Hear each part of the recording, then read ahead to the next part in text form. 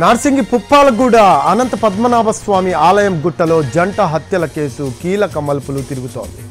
Triangle love స్టోరీయే హత్యలకు కారణమైనట్లు పోలీసులు అనుమానిస్తున్నారు. బిందు ఓవైపు అంకిత్ సాకేత్లతో లవ్ ట్రాక్ కొనసాగిస్తూనే మరోవైపు వేరే యువకుడితోనూ టచ్లో ఉన్నట్లు సమాచారం. వీరిద్దరిని పుప్పాలగూడ గుట్టల దగ్గర చూసిన మరో ప్రేమికుడు బిందును బండరాయితో మోదీ హత్య చేశాడు.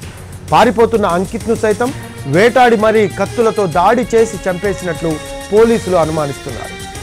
హత్యకు గురైన బిందుకు 3 పిల్లలున్నట్లు తెలుస్తోంది. గచ్చిబౌలిలో అంకిత్ అదృశ్యమైనట్లుగా వనస్థలిపురంలో బిందు మిస్సింగ్ కేసులు నమోదయ్యాయి. నిన్న ఇద్దరు నార్సింగిలో హత్యకు గురయ్యారు. మృతులు అంకిత్ సాకేత్ బిందు మధ్య కొద్ది కాలంగా పరిచయం కాస్త వివాహేతర బంధానికి దారితీసినట్లు తెలుస్తోంది.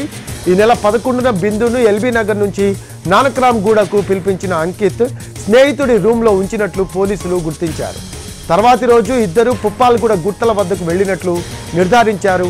ఏకాంతంగా ఉన్న సమయంలో వీరిద్దరూ మరో ప్రేమికుడికి రెడ్ హ్యాండెడ్గా దొరికిపోవడంతో వీరిని హత్య చేసినట్లు పోలీసులు భావిస్తున్నారు. హైదరాబాద్ పుప్పాలగూడలో జంట హత్యలు కలకలం రేపుతున్నాయి.